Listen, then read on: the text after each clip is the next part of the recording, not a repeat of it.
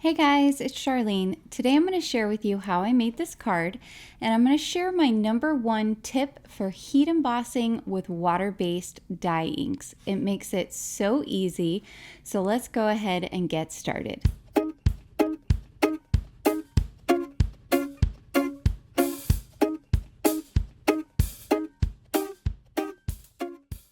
I'm starting out here with the Land of the Free background stamps, and I'm going to put a white A2 sized piece of cardstock inside my stamping platform. I already have my stamp here on the top plate and it's nice and centered. So what I'm going to do very first thing is I'm going to come in here with some clear embossing ink. Now, why am I doing this? Well, clear embossing ink stays sticky for longer. The formulation is meant to stay sticky and stay wet so that you can get your embossing powder to adhere to the paper. I'm going to make sure that I've got the clear embossing ink all over my stamp before I flip it over. And I'm actually going to go ahead and bring in some anti-static powder tool just to go over my paper really quickly so I can ensure that I'm not getting embossing powder later where I don't want it. So now I'll flip the plate and press it down and make sure to get a nice impression. And then I'm going to do the exact same thing a second time with this clear embossing ink.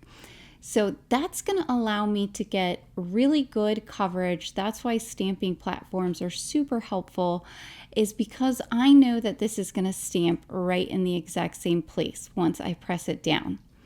Now I can lift it back up. You probably can't see it very well on camera, but I can definitely see that I have got good coverage with that embossing ink and it looks really nice.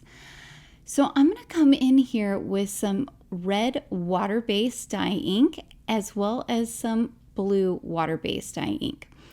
Now, generally these don't heat emboss very well because they dry quickly.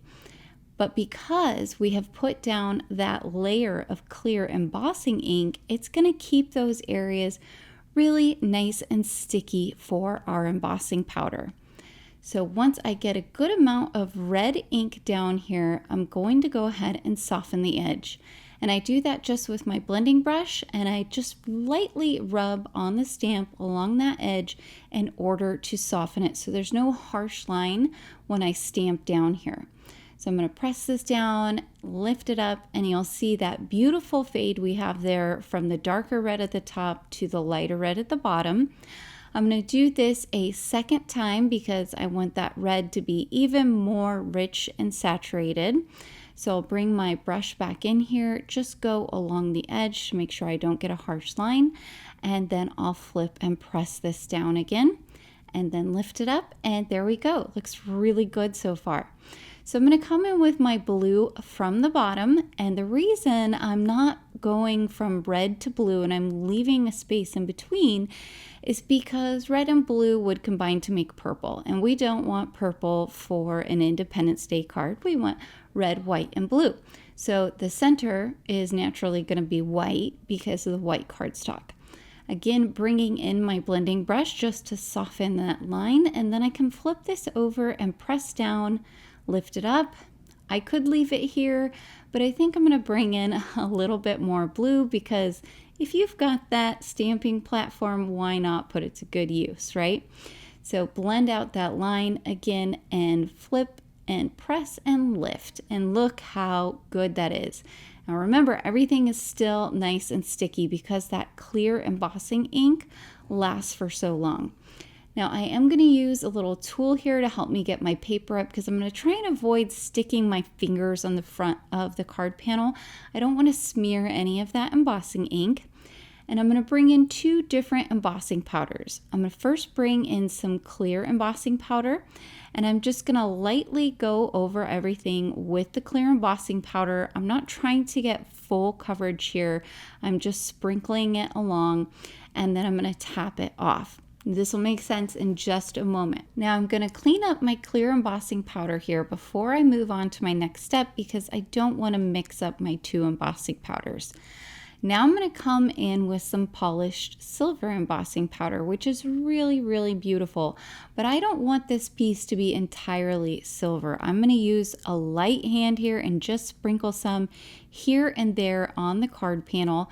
And what this is going to do is it is going to combine in the areas that are still kind of sticky with the clear embossing powder. And you're going to see, we'll still be able to see that beautiful red and blue, but we're going to have this gorgeous shine to it.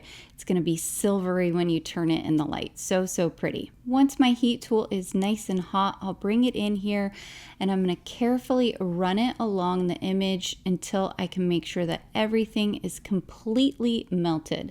Now, this can be kind of hard to do when you are working with a large panel, so take your time and look at that gorgeous shine. The camera just doesn't even do it justice. When it's turned in the light, it actually looks entirely silver. Just gorgeous. Now I'm going to use the Lovely Layers Eagle here in order to create a layered eagle to go over our background. I have all of my pieces here ready to go with the colors of cardstock that I want to use, and I'm going to cut this out with my die cutting machine. Now you also could cut these out in white cardstock and color them with ink or with alcohol markers, whatever you would prefer. I've got some liquid glue here, and you can see Honeybee is great about their layering guides. I have it up in the left-hand corner there so you can see what's available on their site. So I'm going to take this second layer of the eagle, and this is going to line up perfectly with the top of the eagle's head as well as the bottom of the tail feathers. So I'll go ahead and pinch around those areas, bring in my third layer, which is a darker brown from my first brown, and that is going to line up right along the top with the eagle's head. So I'll line that up and press it down, keep everything nice and layered where it needs to go. Next, I'll add the eagle's head, and this is going to layer right over the top of the head right here. So I'm just going to lay that down and press, and I use some cream colored cardstock, and it matches the same cardstock that I used for the first layer for the tail feathers. Now for the beak, this is a really tiny piece, so I've just added some glue directly to the spot where the beak is going to go. And then I'm using my wax pickup tool to go ahead and pick it up and place it right over the top. That is much easier than trying to use my fumbly fingers to get it in the right spot.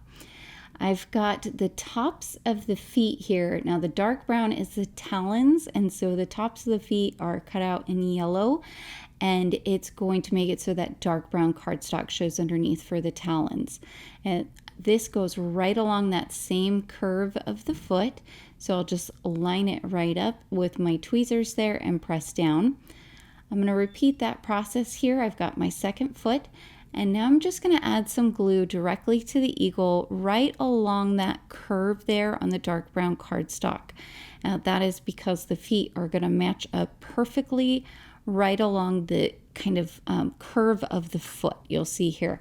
So I'm going to press this first one down, and then I'll press my second one down, and it's going to line up beautifully and look completely natural. How cool is this eagle? Absolutely gorgeous. I am going to go ahead and die cut another one of the heads so I can get the little teeny tiny piece for the eye, and I did that in black cardstock. And I'm going to again use my wax pickup tool just to pick up that teeny tiny eye there, and then I can pop it right into place so it fits in there perfectly. For my sentiment, I'm going to heat emboss on some dark blue cardstock here. So I've got some anti-static powder down, and I'm going to bring in a sentiment here from the Because of the Brave stamp set. There are coordinating dies that I'll be using. These are really great. Thank you for your service. Super nice. America the Beautiful. Happy Independence Day. Celebrate our heroes. This would be great to give to a veteran, or it could just be used in celebration of Independence Day. I'm going to be doing that, so I'm going to use the Happy Independence Day stamp for the front of the card. I'll come in with my clear embossing ink and stamp that down. I'm just lightly pressing, and I'm going to do this twice so I can make sure that I get really good coverage on there. And now I'll go ahead and heat emboss it with some white embossing powder. Make sure to get good coverage, tap it off, and I'm going to do it a second time. I probably didn't need to do it a second time, but it's habit. Again, always make sure your heat tool is nice and heated up before you take it to the paper. That is going to give you a much nicer result. That looks good. So I'll cut this out with the coordinating die, and I did cut 2 extra with that coordinating die so that I could layer them up and add a little bit of dimension to the sentiment. And you're going to see later that I decide I want even more dimension, but for now I just did these 2 extra layers. Now I can go ahead and put together my card. I'm going to start with the heat embossed piece here that we created, and I did cut this down so that there is 1/4 of an inch all the way around. So it's cut to 5 by 3 3/4 inches, and I'm going to center it here on a piece of dark blue cardstock. It's the same cardstock that I used for the sentiment, so it's going to coordinate really well. I'll get it nice and centered on there, and this blue piece of cardstock is cut so that it has 1/8 of an inch border as well. So it is cut down to 4 inches by 5 1/4 inches. Now this is going to go over a regularly sized A2 card panel, so 4 1/4 inches by 5 1/2 inches. That's white. So we're going to have a double kind of border on this. We'll have the dark blue border and then the white border. I think that looks really nice, draws your attention to the center, and helps keep everything looking really cohesive because of that dark blue that goes with the sentiment. I did add some foam squares to the back of my eagle. I'm going to place that down in the center, and you can see here now what I meant about the sentiment. I wanted it to be really popped up because I didn't want it to get lost with the background, because there's a lot of writing in this background stamp and it's very busy, very pretty, but very busy. So I'm going to bring my tweezers in here and get this down towards the bottom right third of the card. It's a great spot for sentiments. Press that down, and now I get to add some bling. You know I love the bling, so I'm bringing in the Americana gem stickers. There's also Old Glory pearl stickers that would work really well for this card. I can put my card on my card base now, so I've added some liquid adhesive here, and I'm just going to take it corner to corner and line those up in order to put it on my card base, and that finishes off the card. So pretty with all those fun details, and when you turn it in the light, you get that gorgeous silver shine. When it's straight on, red, silver, and blue. When it's at an angle, you see all silver. Love it. All right, guys. I hope you picked up some tips and tricks today. Please be sure to like and subscribe, as well as hit that notification bell so that I can continue to bring you lots of fun crafty content. Until next time, happy crafting.